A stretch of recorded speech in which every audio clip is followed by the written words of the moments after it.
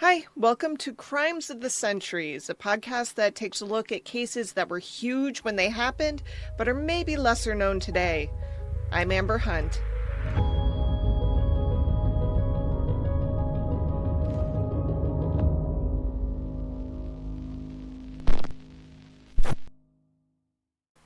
On the evening of January 14th, 1990, Doug Seil knocked on the front door of Mercer House, a grand 19th century mansion facing Monterey Square in Savannah, Georgia. The man who lived there hadn't been returning calls. Seil, who knew the routines of the house well, let himself in. Inside, nothing initially seemed out of place. The Mercer House was always immaculate, filled with furniture, both antique and modern, painstakingly selected by its wealthy owner. To people who asked about his process, and plenty did, he'd say it was simple. He chose things he wanted to spend time looking at. Seil paid those precious items no mind as he walked through the eerily quiet home. When he reached the study, he saw the body of a man lying on the floor. It wasn't moving. Seil called for help, but by the time emergency services arrived, it was too late. James Arthur Williams, one of Savannah's most celebrated preservationists, its most talked about host, and, not so long ago, its most famous criminal defendant, was dead at 59. Williams had been at the center of a legal drama that transfixed the city for nearly a decade. He had been tried not once, not twice, but 4 times for the same crime, the only person in Georgia history to face 4 murder trials for a single incident. His case exposed the fault lines in Savannah's social structure and raised questions that still echo through the city's manicured squares and moss-draped oaks. To some, Jim Williams was a visionary. He restored more than 30 historic buildings, including the Old Pink House, the Hampton Lillibridge House, and, of course, the Mercer House itself. He amassed a world-class collection of antiques and transformed his home into a kind of private museum, throwing parties that attracted politicians, aristocrats, and the elite of Savannah society. To others, Williams was arrogant, controlling, and morally ambiguous, a man who played by his own rules and made powerful enemies along the way. But whatever people thought of him, no one could ignore him, especially not after May 2nd, 1981. That night, in the very same study where his body was found nearly 9 years later, Williams shot and killed 21-year-old Danny Hansford, a volatile young man who worked for him and, it would be revealed, had also been involved with him personally. Williams claimed the shooting was self-defense. Police and prosecutors weren't so sure. The case became a media spectacle and a local obsession. It went to trial not once but 4 times, each more contentious than the last. By the end, the city was divided, exhausted, and obsessed in equal measure. Jim Williams returned to Savannah a free man, legally cleared, but never quite untouched. Less than a year later, he was gone. News of his death rippled through the city. Some were shocked, others weren't. No one said much publicly, but behind closed doors, the questions came easily. Was it really over? Was there more to the story? Was it possible that Savannah's most complicated man hadn't just died in that house, but had been silenced? Of course, there's a simpler explanation, but we're not there yet. Because this story isn't just about Jim Williams. It's about the death of Danny Hansford, and everything that death set in motion. To understand why Danny Hansford's death and Jim Williams's trials became such a fixation, you have to understand Savannah. Not the Savannah of postcards and ghost tours, but the real city beneath the Spanish moss and wrought iron balconies. Because Savannah isn't just incidental to this story, it's one of its main characters. It's a place where charm and control, beauty and brutality have always existed side by side. Savannah was founded in 1733 by British General James Oglethorpe, the same man who designed the Georgia colony. Oglethorpe had a vision for the city that was forged from his own experience touring debtors' prisons. According to a documentary called Settling America, the Georgia Colony, Oglethorpe became focused upon the chaotic conditions in debtors' prisons because a friend of his had died in one of them. His idea was that people down on their luck, debtors, artisans, religious minorities, could thrive in a place built on structure, sobriety, and small-scale agrarian life.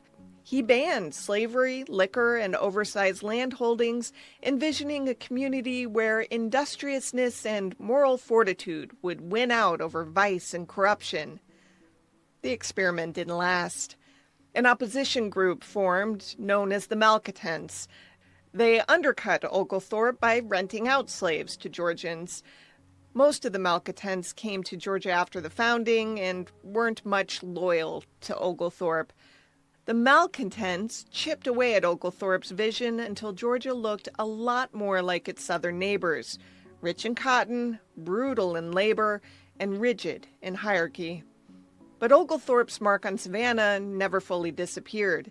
He laid out the city in a deliberate grid of tree-lined public squares, for beauty, of course, but also for order, security, and shared purpose.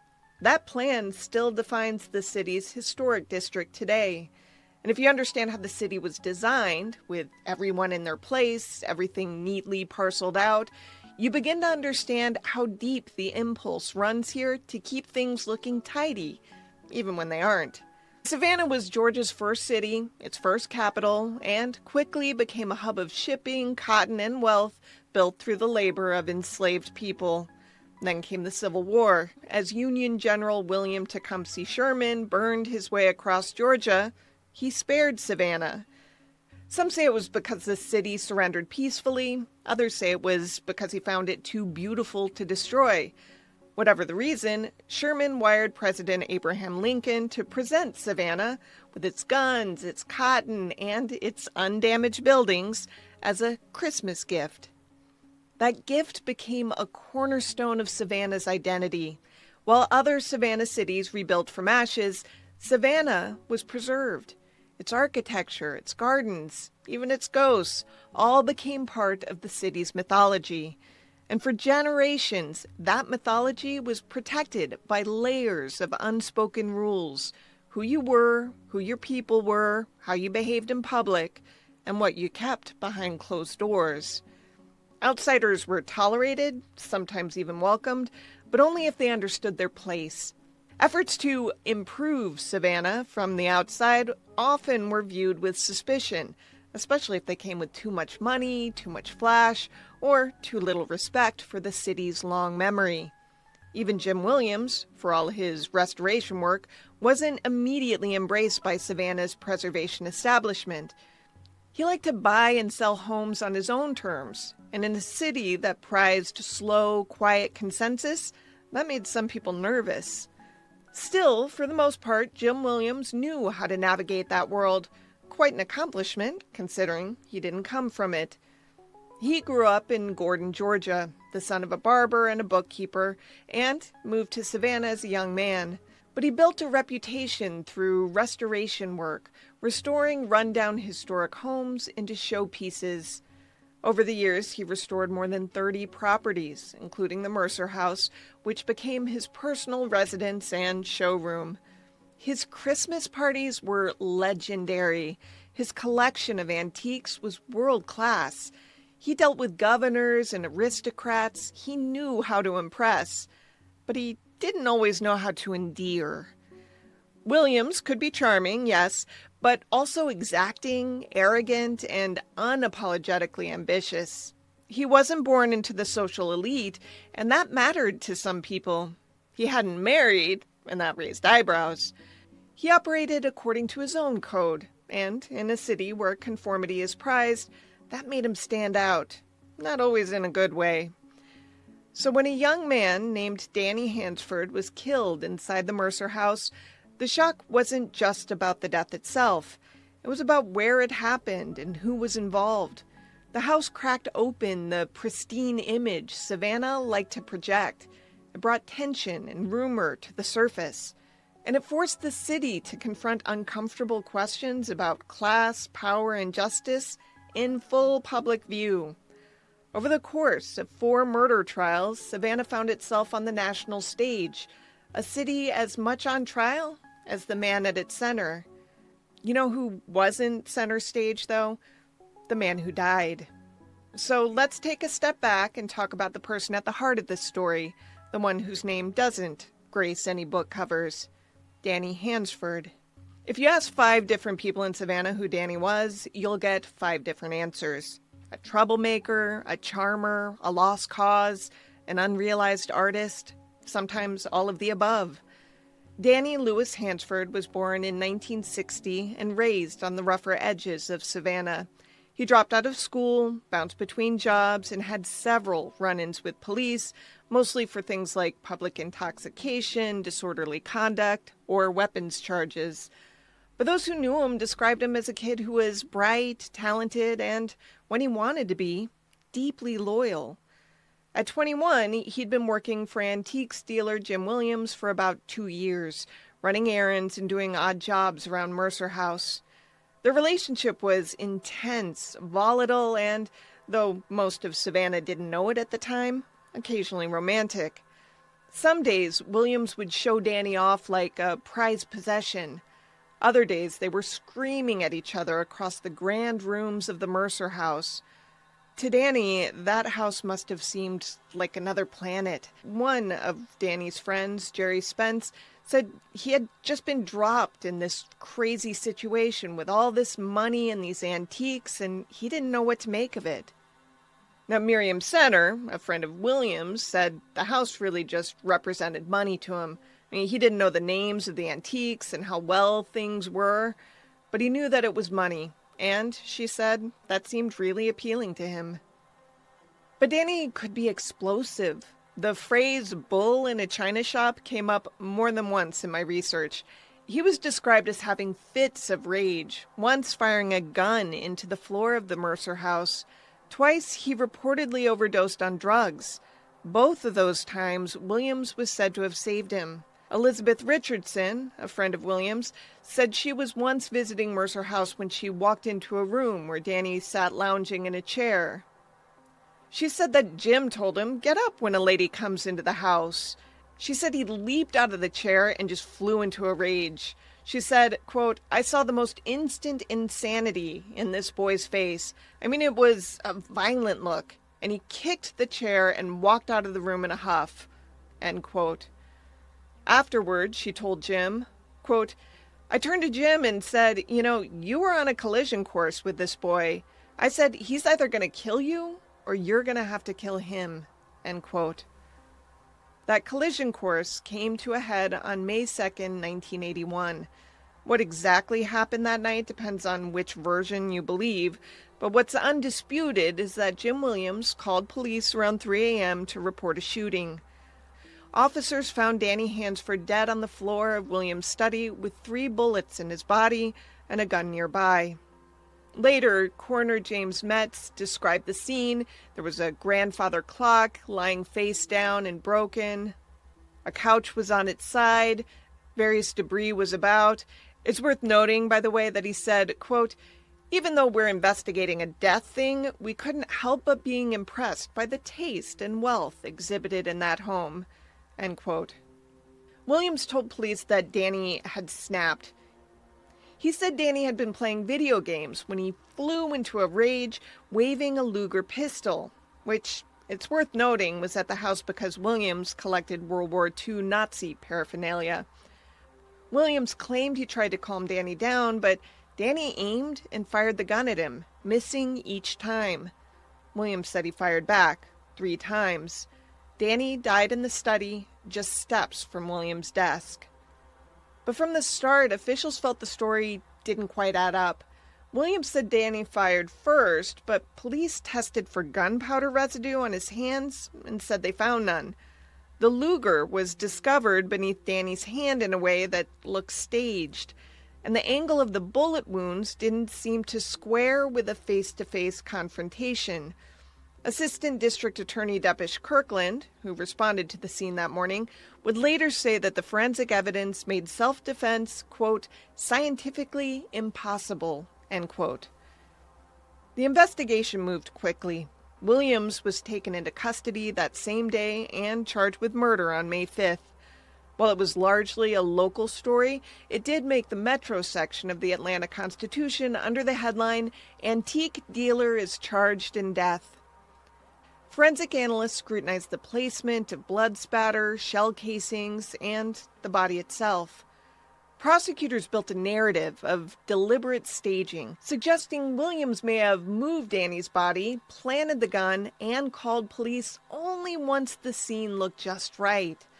But while officials told the public the case was open and shut, in truth, things were not so simple. Williams was wealthy, well-connected, and had powerful legal representation. He posted a $25,000 bond and was back at the Mercer House within days, holding parties, restoring antiques, and moving through Savannah society as if nothing had happened. Meanwhile, the DA's office kept digging. Investigators collected statements from witnesses who knew both men. They gathered photos from the crime scene and hired experts to bolster their version of events. But already, cracks were forming in the case. Not so much in the evidence itself, but in how it had been handled. And some of the crime scene photos appeared to show bystanders walking through the room before it was fully processed. And defense attorneys would later suggest that key elements had been tampered with or improperly preserved. Still, the charges stood. Jim Williams would go on trial for murder. But for now, he was out on bail, still living in the house where Danny died, still polishing silver, planning restorations, and weighing who would be sent coveted invitations to his end-of-year Christmas party, pretending that he wasn't waiting for the legal storm that was about to begin. The investigation into Danny Hansford's death moved swiftly, and not always cleanly. After the arrest, questions began to swirl. Was the Luger pistol actually found under Danny's body? Had it been moved? Had Danny's position shifted after death? And the fact that prosecutors charged Williams with murder was controversial. Williams' version of events, that Danny had pulled a gun on him first, seemed plausible to many. Folks in town not only knew of Danny's reputation as a hothead, but they were well aware that Williams had bailed him out of several bad predicaments, including a crime charge that had just been leveled against Danny a month before his death. Didn't it make more sense for a man who had saved Danny's hide repeatedly to have killed him in self-defense rather than in cold blood? Jan Scutch, a former reporter with the Savannah Morning News, said, quote, I almost thought the case was overcharged. Expected no more than a voluntary manslaughter, end quote. Williams was certain that the murder charge was for show, and it would be dropped down to voluntary manslaughter, if not dismissed outright. But police and prosecutors wouldn't be swayed. They believed they were building a case that pointed clearly to murder, not self-defense. Assistant DA Dep Kirkland would later say that forensic evidence undercut Williams' account at every turn. No gunpowder residue on Danny's hands, wounds at angles that didn't match Williams' story.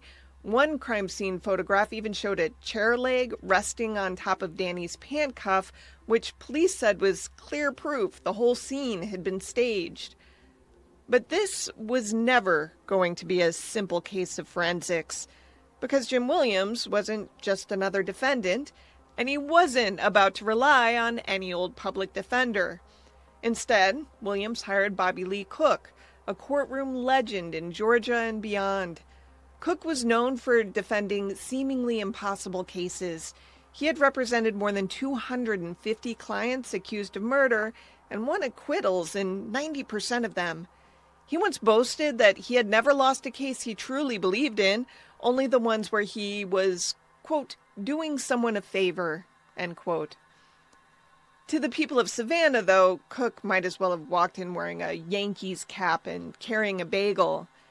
He was from Somerville, a small town in northwest Georgia, but to Savannians, he was read as a big city outsider, urbane, slick, the kind of lawyer you'd hire if you were guilty and rich. Never mind that he came from the foothills of the Appalachian Mountains of the very same state. He might as well have been dubbed Perry Mason in a Stetson. And he wasn't naive about that. He knew local juries could be suspicious of out-of-towners, especially ones who looked like they thought they were smarter than everyone else. So he brought in a second chair. John Wright Jones, a local attorney with strong ties in the community and a convenient rivalry with Chatham County prosecutor Spencer Lawton Jr. Jones had previously defended 4 U.S. Army Rangers accused of murdering a 33-year-old man in Columbus, Georgia, a man they claimed had propositioned them. Spencer Lawton was the prosecutor on that case. The jury had acquitted the Rangers on all counts. It was a huge blow to Lawton, who had just been elected to his post in 1980.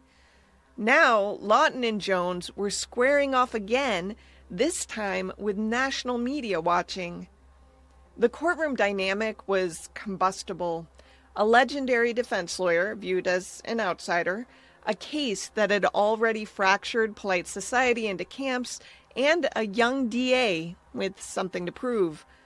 Author John Barrett, whom we'll talk about more a bit later, said the district attorney was, quote, brand new with the job. He'd only had one trial, a murder trial before, and he'd lost that. So people were very skeptical of his abilities, and they were watching very closely. So he was really intent upon winning the case against Jim Williams. There were high stakes for him, end quote. Now, it wasn't all just for show. He surely believed in the righteousness of the state's case and had little patience for what he saw as the defense's flash. Lawton viewed Jim Williams as a manipulator and Bobby Lee Cook as his high-priced weapon. And to him, this wasn't just about one man's guilt. It was about whether Savannah's justice system could still deliver accountability when power and privilege were on the line.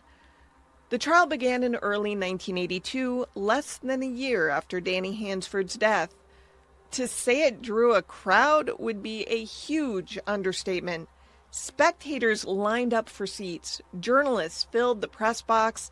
In a city that typically preferred to keep its scandals private, the Mercer House case was an unavoidable public spectacle. The prosecution argued that this was not a case of self-defense. It was a cold-blooded killing, staged to look like one. They theorized that Danny walked into the study and Williams shot him, then used another gun to fire bullets from where Danny fell toward Williams's desk. The crime scene, they argued, had been carefully manipulated before police were called.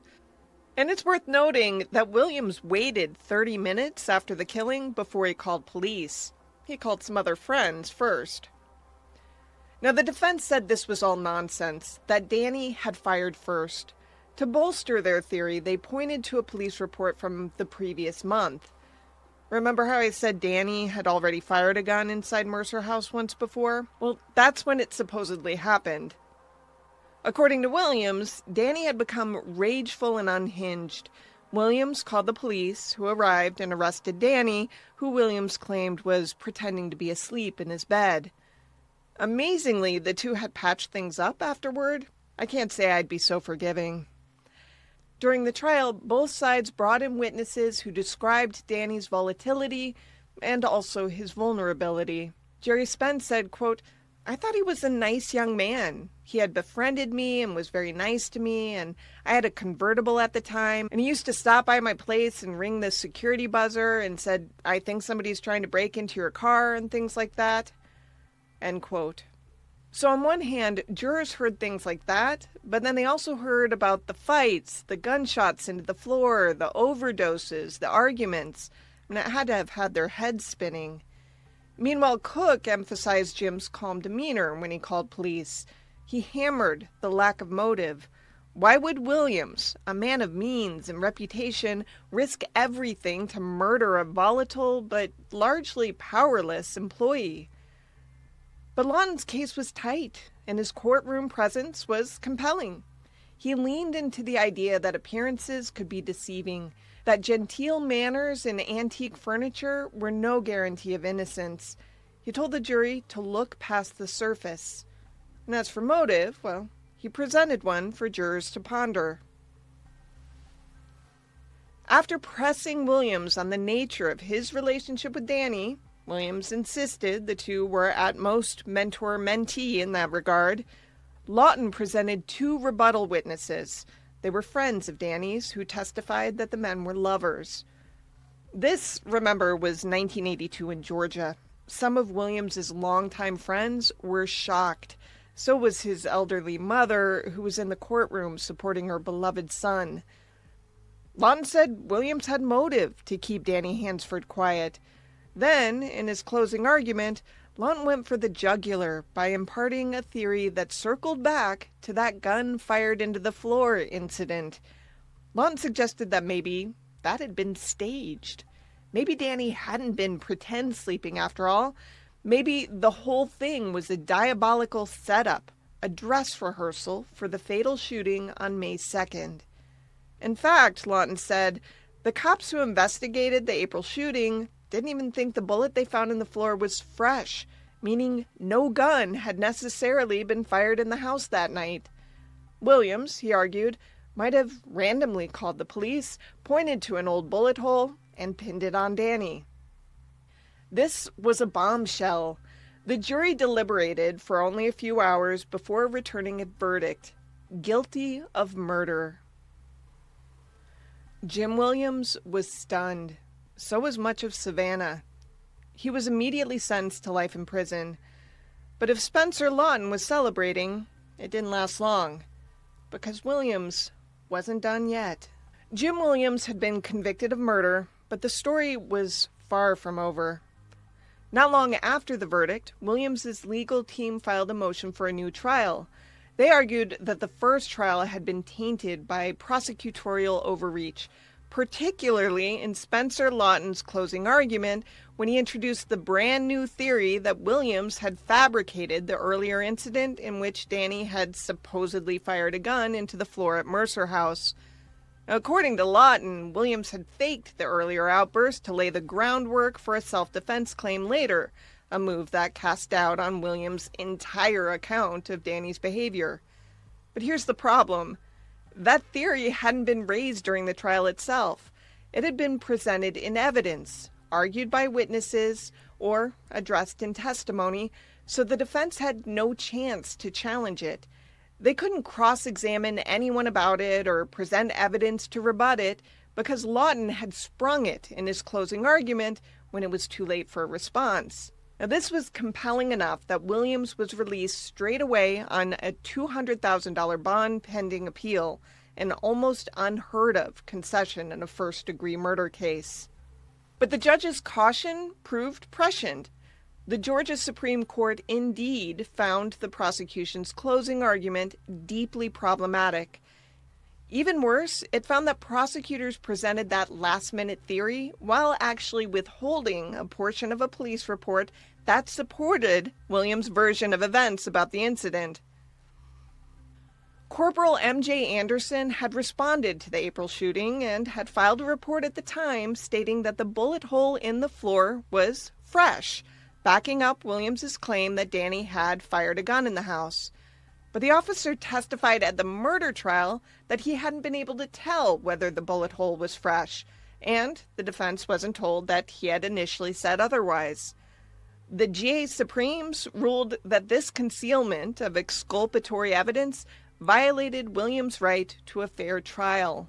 So, in January of 1983, it overturned Williams' conviction and granted him a new trial. As a side note, I found a news story about this ruling, and Williams' case was only one of 6 weighed by the court to be overturned. This was not a soft court. As Williams awaited his second trial, he told anyone who would listen that behind the scenes, the prosecution's case was quickly unraveling. He was certain trial number 2 would go his way, if it even happened at all. Meanwhile, Williams was living life like he wasn't facing trial anyway, outwardly, at least. When one reporter asked him if things would be business as usual, he replied, "Damn right." He was back selling antiques and even traveling afar with the court's permission to make big purchases. His reputation naturally took a hit with some folks, though that mostly only happened with people who hadn't really liked him to begin with. For example, he had long been at odds with a neighbor named Lee Adler and his wife Emma, both high-profile historic preservationists. The couple regularly spoke to high-profile media about their preservation efforts. Emma once said, quote, "We knew we were in the national limelight, setting the pace for historic preservation in the country," end quote. And that was kind of the Adlers' thing, talking about themselves like they were the only ones doing preservationist things, which is why Williams didn't like them much. Before Hansford's death, though, the rivals played nice for the cameras. Afterwards, not so much. Lee Adler was a huge financial supporter of Spencer Lawton, the prosecutor going after Williams. Now, the team behind Williams was changing.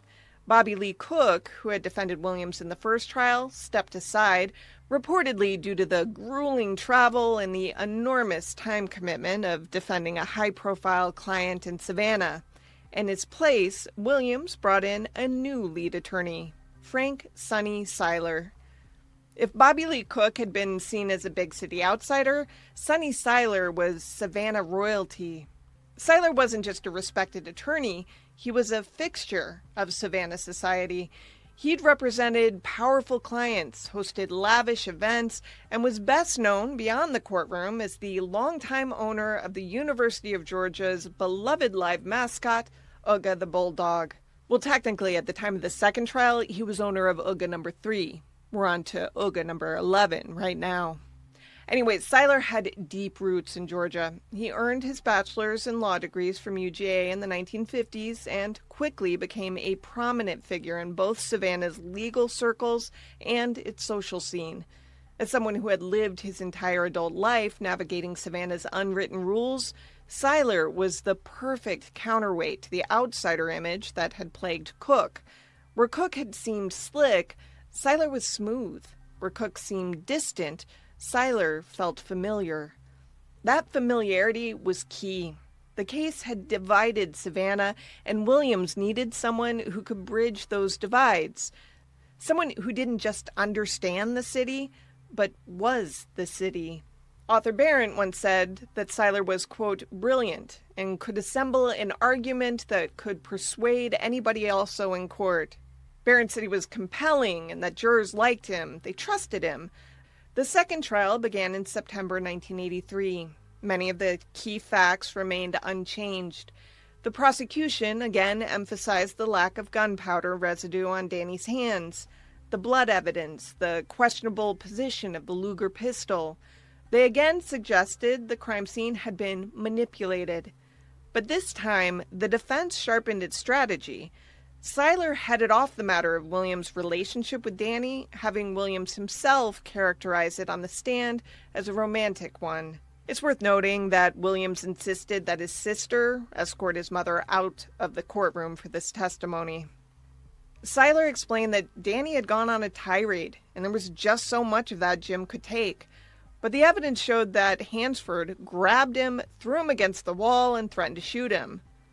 He said Danny, quote, came in the room with a pistol. I mean, what are you going to do? The jury didn't buy it. On September 21st, 1983, Jim Williams was convicted of murder for a second time. He was again sentenced to life in prison. Seiler was floored. He told friends afterward that he believed he had truly won that trial, but the jury had been swayed by emotion or confusion or loyalty to their local police department. They had certainly not been swayed by the evidence, he said. Williams also was stunned, and this time he couldn't lick his wounds at home. He was sent to prison as he and Sonny began mounting yet another appeal. And prison was a grueling environment for Williams, who was so used to refinement. He was placed in a block with 7 other gay inmates, kept separate from Gen Pop. Correctional officer named Herb Harley would say of Williams, quote, he was always neat, well-groomed. He had that dark hair with gray in the temples, looked very distinguished. He smoked cigars, he played chess, he'd teach the other inmates how to play chess, but then you'd have the other inmates in here be dressed up in outfits. They would make out their sheets into miniskirts, halter tops, screaming, carrying on, trying to provoke officers and their other inmates. It's quite a contrast, end quote. It took 22 long months, but Williams and Seiler again won their appeal, this time on the grounds that the judge inappropriately allowed a Savannah police detective to testify as an expert for the prosecution, and also for again introducing new evidence in his closing argument. This time it was related to the trigger on the gun Hansford had supposedly used to shoot at Williams. Lawton waited until his closing to demonstrate that it wasn't nearly as hard a trigger to pull as the defense had said during the trial. The ruling was a razor-thin 4-3 decision. Spencer Lawton immediately started getting ready for trial number 3. By the time Jim Williams' third trial rolled around in 1987, lawyer Sonny Seiler had grown increasingly frustrated with the one thing he couldn't out-argue: the city of Savannah itself. Seiler had requested a change of venue, arguing that his client couldn't possibly get a fair shake in a town where everyone had an opinion or thought they had a stake in the outcome. But the request was denied. Once again, the trial would unfold under the fragrant magnolia trees and side-eyes of Savannah. The prosecution's case was largely unchanged. Lawton stuck with the same core points: that William had orchestrated the crime scene, that Danny Hansford hadn't fired a gun, and that the lack of gunpowder residue on Danny's hands undermined the whole self-defense theory. That last part had been key in both prior convictions, and why wouldn't Lawton lean on it again? It had worked twice. But Seiler came armed with something new. While reviewing case documents, his team unearthed a crucial hospital record that had been withheld by the prosecution in not one, but 2 previous trials. It was a hospital admitting form filled out by the nurse in charge of the emergency room. She'd written, quote, "hands bagged bilaterally in emergency department," end quote. Seiler tracked the nurse down and asked what the notation meant. She said it meant just what it said, that she had put bags over both of Danny's hands so any gunpowder on them wouldn't rub off. It wasn't something she typically did, she explained, but the coroner had called and told her to do it. And this was explosive. Author Barrett explained, quote, wrapping him in a blanket and putting him on the gurney and taking him into the hearse and over to the hospital, he got his hands bumped around, and perhaps he could have wiped off all the residue. End quote. Even more damning, speaking to the nurse's inexperience with handbagging, she hadn't used standard paper evidence bags. She had used plastic. Now that might not sound like a bombshell, but in the world of forensics, it's huge. Plastic bags trap moisture, and moisture destroys gunpowder residue. The very thing prosecutors had used, twice, to convince juries that Danny Hansford hadn't fired a gun might have been invalid from the start. To be clear, Lawton had repeatedly claimed in 2 trials that Hansford never fired a shot, and the state's experts backed that up based on the supposed presence or absence of gunpowder residue. But the whole premise depended on Hansford's hands having been preserved properly at the scene. They weren't. And Lawton had the documentation all along. He just didn't hand it over. TV reporter Nancy Amons later said, quote, "the DA was blown away. He was speechless," end quote. She said she thought she saw the color drain out of his face, and she interviewed him live a few minutes later and asked, "Did you know about this witness?" He said, "No, I had no idea." She said surprises like that almost never happen in a real courtroom, and this was like a cannon shot that blew a hole in the whole state's case. Now, for the record, all of this has me shaking my head that Lawton ultimately served 28 years in the DA post. I mean, I'm sure he has his fans out there, but this wasn't a great start to his tenure. He seemed to have a pattern: hide anything that might weaken the state's narrative, and sandbag the defense with new claims and closing arguments where rebuttal is impossible. It's the kind of conduct that gets cases overturned, as this one had twice already, and the kind of thing that leads to wrongful convictions. And yet, jury number 3 still didn't acquit. 11 jurors were ready to convict, 1 held out. The result was a mistrial. Now, at this point, you'd think the prosecution might take a breath. 2 overturned convictions, 1 mistrial, a paper trail of withheld evidence. Most DAs would decide, maybe I should stop spending taxpayers' money to get this conviction my ego so desperately wants. But Spencer Lawton wasn't most DAs. He still believed he could win, and to give him some credit here, I'll go ahead and assume it's because he truly believed Williams was guilty. So, for the 4th time, he prepared to prosecute Jim Williams for murder. This time, the trial was moved, finally, to Augusta, Georgia, away from Savannah, away from the swirl of social politics and preservationist rivalries, away from the courthouse Williams had walked in and out of so many times they may as well have installed a revolving door. Sonny Seiler once again led the defense, and this time he didn't have to fight the city just to get a fair hearing. No ghost tours circled the Mercer House. No reporters lingered on the courthouse steps like moss clinging to stone. This trial was about evidence. Once the evidence was all the jury had to go on, it didn't take long. They acquitted Jim Williams in less than an hour. Just like that, it was over. 8 years, 4 trials, and a murder charge that had consumed every corner of Williams' life. He walked out of that courtroom a free man for the final time. But while Williams regained his freedom, the trials had taken a toll. His health was fading. His reputation, while partially restored, would always be shadowed by the drama of those years. And the Mercer House, once his showpiece, had become as much of a crime scene in the public imagination as a monument to preservation. Within 8 months, Jim Williams was dead. Despite the rumors that immediately swirled, was he murdered for his role in Danny's death? The cause of death was much more pedantic: pneumonia. His mother, who had stood by his side through 4 grueling trials, had told reporters after his acquittal that the good Lord could take her from this mortal plane whenever he saw fit. It seems almost cruel she outlived her son. Now, I'm sure you all have heard about the book based on this case. It's called Midnight in the Garden of Good and Evil by John Barrett. I read it while traveling to Savannah to do this research. I even toured the crime scene, now called the Mercer Williams House. I'd share recordings of the tour, but... Before we get started, there's no photography or recording once we go through this door.